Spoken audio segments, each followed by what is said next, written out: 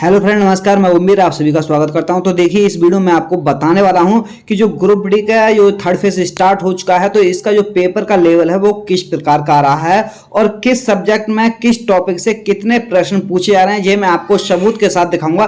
क्योंकि बहुत से लड़कों ने मेरे पास मैसेज किया है कि हमारा एग्जाम हो चुका है और यहाँ से क्वेश्चन पूछे जा रहे हैं, इस टॉपिक से इतने क्वेश्चन पूछे जा रहे हैं। तो वो सब मैं आपको इस वीडियो में दिखाने वाला हूँ और आपकी जो आंसर की है वो कब तक आ सकती है। तो देखिए, जिनका एग्जाम अभी नहीं हुआ है तो ये वीडियो उनके लिए बहुत ज्यादा इंपॉर्टेंट होने वाली है। देखिए, देखिए मैं सबसे पहले आपको ये बता दूंगा, जिनका एग्जाम अभी नहीं हुआ, अगर 5-6 दिन है तो वो देखिए पूरा रिवीजन करें अच्छे से, कोई नई चीज पे फोकस ना करें कि मैं ये भी पढ़ लूं वो भी पढ़ लूं। और जिनका एग्जाम अभी थर्ड फेज में नहीं है, फोर्थ फेज में है, तो वो टॉपिक वाइज रिवीजन कर सकते हैं, यानी कि 2-2 टॉपिक एक दिन में वो खत्म कर सकते हैं। तो इस समय से आपको जो समय देना है, कम से कम 12-13 घंटे आपको पढ़ाई में देना है, क्योंकि इस बार नौकरी ले ली तो ले ली, फिर आगे का कोई भरोसा नहीं है। क्योंकि ये ही समय है जब आप अपने आप को बदल सकते हो, पड़ोसियों को दिखा सकते हो कि हाँ, हम में भी कुछ दम था। जो हमें आवारा समझते थे वो भी कहने लगेंगे वास्तव में ही लड़का मेहनती निकला, हम तो इसको ऐसा ही समझते थे। तो सभी का अगर आपको मुंह बंद करना है तो इस बार आपको तैयारी करके अच्छे से जॉब लेनी होगी। तो देखिए, एक नंबर बहुत ज्यादा इंपॉर्टेंट है। तो देखिए, एक बात और मैं बता दूं, जो एब्सेंट रह रहे हैं, कम से कम 50% से भी ज्यादा लड़के एब्सेंट रह रहे हैं, तो इस बार सिलेक्शन लेना भी बहुत ही आसान है। अगर इस बार आपने थोड़ी सी भी मेहनत की होगी ना, तो इस बार आपका सिलेक्शन आसानी से हो जाएगा। तो देखिए, मैं आपको बता दूं किस किस टॉपिक से कितने क्वेश्चन आ रहे हैं। तो बहुत लड़कों ने कमेंट भी किया था कि सर टॉपिक वाइज बता दीजिए कि किस टॉपिक से कितने क्वेश्चन। तो देखते हैं किस टॉपिक से कितने क्वेश्चन पूछे आ रहे हैं। तो देखिए, ये एक लड़के ने मेरे पास भेजा है, पेपर हार्ड बिल्कुल नहीं था बट कुछ क्वेश्चन टाइम टेकिंग थे, यानी कि पेपर इतना हार्ड नहीं आ रहा है लेकिन कुछ क्वेश्चन टाइम टेकिंग आ रहे हैं। तो आपको उनसे बचना है, यानी कि जो टाइम टेकिंग क्वेश्चन है आपको वो बाद में करने हैं। कब करने हैं? बाद में करने हैं। पहले आप पूरा पेपर अटेम्प्ट करना, जो सरल सरल क्वेश्चन है वो करना। उसके बाद में आप जो हार्ड क्वेश्चन लगे आपको और जो लगे कि हाँ ये क्वेश्चन टाइम टेकिंग है, तो उनको आप बाद में करना। नहीं तो हो सकता है कि आपसे लास्ट तक क्वेश्चन देखे भी नहीं आए और 5-7 क्वेश्चन आपके कम रहे हैं। तो ये आपको करना है। और इसमें लिखा है कि कोई सीरियस स्टूडेंट होगा जिसने थोड़ी बहुत तैयारी की होगी, वो 70 क्वेश्चन आसानी से अटेम्प्ट कर सकता है। तो देखिए, सबसे पहले मैं आपको बता दूं, जिनका एग्जाम नहीं हुआ है उनको किस स्ट्रेटजी के साथ अब जाना चाहिए। देखिए, अगर आप ओबीसी से हैं और या जनरल से हैं तो आपको 65 प्लस का टारगेट लेना है। इससे आप कम नहीं करके आओगे। अगर इससे कम करके आते हैं तो फिर किस्मत पर रह जाएगा। जिस तरह से इंडिया किस्मत पर थी एशिया कप में और बाहर हो गई, तो इस तरह से आपको किस्मत पर नहीं छोड़ना है। अपने बल भरोसे आपको इस बार जंग जीतनी है। और आप एससी से हैं तो एससी से आप 60 प्लस, और एसटी से हैं तो आप 55, और ईडब्ल्यूएस से हैं तो आप 58 प्लस क्वेश्चन ही करके आए, और आप पीडब्ल्यूडी से हैं तो 45। तो इतने क्वेश्चन आपको अटेम्प्ट करके आने ही आने हैं, तो जब ही आपका सिलेक्शन आसानी से हो सकता है। देखिए, कुछ लड़के कमेंट में गलत लिखते हैं कि पेपर इतना हार्ड आ रहा है और आप कह रहे हैं कि पेपर सिंपल आ रहा है, एक बार दे के देखो। तो ये सब कह रहे हैं। देखिए, ये एक लड़के ने ही भेजा है जिसने तैयारी की होगी, वो सिंपल बता रहा है। और भी लड़कों ने मेरे को बताया कि पेपर इजी आ रहा है, बहुत इतना हार्ड नहीं आ रहा है, क्वेश्चन टाइम टेकिंग आ रहे हैं। तो ये मेरा खुद का नहीं है, ये व्हाट्सएप पर आया हुआ है, ये आपके ही भाई बंधु ने भेजा है, तो ये आपका ही है, ये मेरा इसमें कुछ नहीं है। नहीं, ये फेक है, ये ओरिजिनल बिल्कुल सबूत के साथ है, ये प्रूफ है। तो ये बिल्कुल पूरी तरह से सत्य है, जो लड़कों ने भेजा है तो यही है। और देखिए, आप एनालाइज भी देखेंगे तब भी वहां लड़के कहते हैं कि पेपर इजी टू मॉडरेट आ रहा है। अब मैं इसके बाद दिखा दूं आपको। देखिए, और देखिए यहाँ क्या कह रहे हैं ये कि मेरी रो में 3 स्टूडेंट थे, यानी कि इनका यहाँ कहना है कि लगभग पूरा जो रूम था इनका खाली सा था, यानी कि लगभग 30-35% छात्र ही उसमें प्रेजेंट थे, यानी कि प्रेजेंट भी ज्यादा नहीं है। तो इस बार सिलेक्शन लेना इसलिए और भी आसान है, यानी कि अटेंडेंस बहुत ही कम थी। अब देखिए, इन्होंने बताया कि कहां से क्वेश्चन आ रहे हैं। देखिए, नंबर सीरीज मैंने देखिए आपको बताया था, कौन कौन से टॉपिक बताए थे, वहीं से क्वेश्चन आ रहे हैं। देखिए, आप नंबर सीरीज की अच्छी तैयारी करके आते हैं तो 5-6 क्वेश्चन वहां से आ रहे हैं। कोडिंग डिकोडिंग से 4-5 क्वेश्चन आ रहे हैं। तो अगर आपने ये 2 टॉपिक अच्छे से कर लिए तो 8-10 क्वेश्चन तो आपके यहीं से हो जाते हैं। और देखिए, सिटिंग अरेंजमेंट और पजल जो है 6 क्वेश्चन पूछे जा रहे हैं, यानी कि आधा पेपर जो रीजनिंग का इन 3 टॉपिक से आ रहा है। अगर आपने ये 3 टॉपिक अच्छे से कर लिए तो आपका जो रीजनिंग का पोर्शन है आधा खत्म हो जाएगा।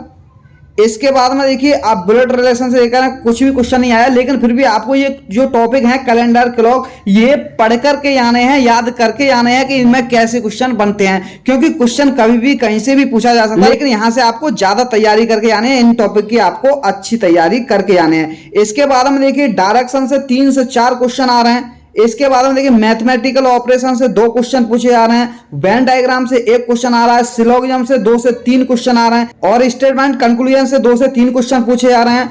इसके बाद में देखिए आकृति वाले भी क्वेश्चन नहीं आ रहे हैं। अब देखिए मैथ में इन्होंने जो टॉपिक बताए हैं वो हैं बोर्ड मास, यानी कि बोर्ड मास अगर आपने अच्छे से कर लिया तो 3 से 4 क्वेश्चन पूछे जा रहे हैं, स्क्वायर रूट से 2 से 3 क्वेश्चन आ रहे हैं, फ्रैक्शन से 1 भी नहीं आ रहा, एचसीएफ और एलसीएम से आपके 3 से 4 क्वेश्चन आ रहे हैं, यानी कि ये देखिए नंबर सिस्टम में ही आ जाता है। यहां से कम आपको 8-9 क्वेश्चन देखने को मिल रहे हैं, यानी कि नंबर सिस्टम से ही आपके 8-9 क्वेश्चन है। देखिए मैंने हर बार आपको बताया कि ये टॉपिक है, ये टॉपिक कर लो, यहीं से पूरा पेपर आ रहा है। अगर आपने थोड़ी सी भी तैयारी की होगी तो आप यहां से कर सकते हैं। इसके बाद में देखिए जो क्वेश्चन आ रहे हैं, एज वाले देखिए 2 क्वेश्चन आ रहे हैं और एवरेज वाले भी 2 क्वेश्चन आ रहे हैं और टाइम एंड वर्क से 1 क्वेश्चन पूछा जा रहा है। टाइम स्पीड डिस्टेंस यानी कि ट्रेन वाले मिलाकर के 2 क्वेश्चन पूछे जा रहे हैं। तो ये वाले टॉपिक हैं जो क्वेश्चन आ रहे हैं। देखिए जैसे कि ट्रेन से या इस शिफ्ट में नहीं पूछा गया, किसी और शिफ्ट में आ जाता है, बोट स्ट्रीम से इसमें नहीं पूछा गया, किसी और में आ सकता है। तो ये वाले टॉपिक भी आपको करके जाने हैं। नंबर सिस्टम से 1 क्वेश्चन, अलजेब्रा से 2 से 3 क्वेश्चन आ रहे हैं। त्रिकोणमिति अगर आपसे नहीं आती है तो इस पर ज्यादा दिमाग ना लगाएं, क्योंकि यहां से भी एक ही क्वेश्चन आ रहा है, तो एक इस पर दिमाग ना लगाएं। मेंसुरेशन का आप फॉर्मूला याद कर लें, क्योंकि यहां से 2 क्वेश्चन आ रहे हैं। इसके बाद में देखिए जियोमेट्री से भी 2 क्वेश्चन पूछे जा रहे हैं और देखिए द्विघात समीकरण से 3 से कम क्वेश्चन नहीं आ रहे हैं। मैंने और भी लड़कों से बात की थी, वो कह रहे थे द्विघात समीकरण से 3 से 4 क्वेश्चन आ रहे हैं। तो ये तो बहुत ज्यादा इंपॉर्टेंट टॉपिक है। आपको पता चल रहा होगा कि कौन कौन से टॉपिक बहुत ज्यादा इंपॉर्टेंट हैं। इसके बाद देखिए प्लांट किंगडम से 2 से 3 क्वेश्चन पूछे जा रहे हैं, ह्यूमन बॉडी से 2 से 4 क्वेश्चन तक पूछे जा रहे हैं, यानी कि 2 क्वेश्चन तो आपके हार्ट से पूछे जा रहे हैं और डिसीज से 1 भी क्वेश्चन नहीं आ रहा, यहां से क्वेश्चन नहीं आ रहा, लेकिन यहां से आपको पढ़कर आना है। और यहां से पीरियोडिक टेबल 3 से 4 क्वेश्चन पूछे जा रहे हैं। मैंने पीरियोडिक टेबल आपको हर बार बताया था कि आवर्त सारणी को अच्छे से करके यहां से 3-4 क्वेश्चन आपके आने ही आने हैं।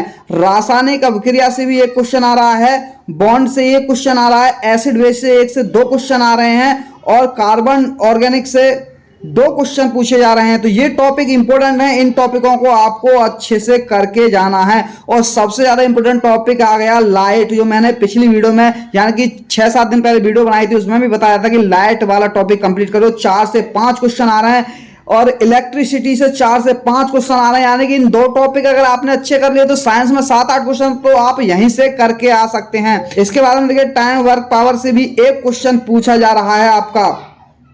और देखिए 1 क्वेश्चन फुल फॉर्म का आ रहा है और पॉलिटी से 3 से 4 क्वेश्चन आ रहे हैं। जैसे संशोधन हो गए, आर्टिकल हो गए, सर्वोच्च न्यायालय से भी 1 क्वेश्चन पूछा जा रहा है। इतिहास से 2-3 क्वेश्चन आ रहे हैं, जियोग्राफी से 4-5 क्वेश्चन आ रहे हैं और इकोनॉमिक्स से भी 1-2 क्वेश्चन आपका पूछा जा रहा है। और करंट जीके से जैसे खेल संबंधी क्वेश्चन होते हैं वहां से भी क्वेश्चन आ रहे हैं, योजना आ रही हैं। तो ये इस सारे टॉपिक थे, यहां से क्वेश्चन पूछे जा रहे हैं। तो देखिए इस वीडियो को देख करके आपको कुछ लगेगा कि हाँ मैंने इन टॉपिक को करके आता हूं तो इतना स्कोर कर सकता हूं। तो देखिए जो मेन टॉपिक थे जिसमें से 3-4 क्वेश्चन आ रहे थे, आपको वो टॉपिक तो यहाँ से सेलेक्ट करके सारे ये करने ही है, इनको अच्छे से करके यहाँ से आपको एक भी क्वेश्चन नहीं छोड़ना। अगर इतने जो इंपोर्टेंट टॉपिक जो मैंने आपको इसमें लग रहे हैं, जहां से 3-3, 4-4 क्वेश्चन आ रहे हैं, वो करके जाओगे तो फिर भी आप 70 के आसपास आसानी से पहुंच सकते हैं, क्योंकि पेपर 1 का लेवल जो है इतना हार्ड नहीं आ रहा है। तो आपको सभी टॉपिक के बारे में पता चल गया। अब मैं आपको बता दूं जो आंसर की आएगी आपकी कब आ सकती है। तो देखिए जो फर्स्ट फेज सेकंड फेज वाले इंतजार कर रहे हैं कि आंसर की कब आएगी कब आएगी, तो देखिए आंसर की अगर आती तो अब तक आ जाती, लेकिन अब यही अनुमान है कि जो आपकी आंसर की है पेपर यानी कि जो ग्रुप डी का एग्जाम है पूरा एग्जाम खत्म हो जाएगा, यानी कि सभी का एग्जाम हर जोन का एग्जाम खत्म हो जाएगा, तभी आपकी अब आंसर की आएगी। तो ये समझिए कि सितंबर में आपके जो ग्रुप डी के एग्जाम खत्म होंगे और जो आपकी आंसर की है 4-5 अक्टूबर के आसपास तक आपकी आंसर की आ जाएगी। तो देखिए आप लोगों ने अगर जिनको समय है तो इन टॉपिकों की अच्छी से तैयारी करके आए, जिससे कि आपका सिलेक्शन इस बार हो सके। तो देखिए इस वीडियो में मैंने आपको बता दिए हैं, आपकी भी कमेंट थी कि सर टॉपिक बता दीजिए कहां से पेपर बन रहा है, किस टॉपिक से ज्यादा क्वेश्चन पूछे जा रहे हैं। तो देखिए अगर आपको वीडियो अच्छा लगा हो तो वीडियो को लाइक शेयर जरूर कर दें और जो मेरे चैनल पर नए जुड़े हैं चैनल को सब्सक्राइब कर लें, क्योंकि रेलवे से जुड़ी हुई हर जानकारी आपको मेरे चैनल पर मिलती रहती है। तो थैंक यू, धन्यवाद, जय हिंद, जय भारत।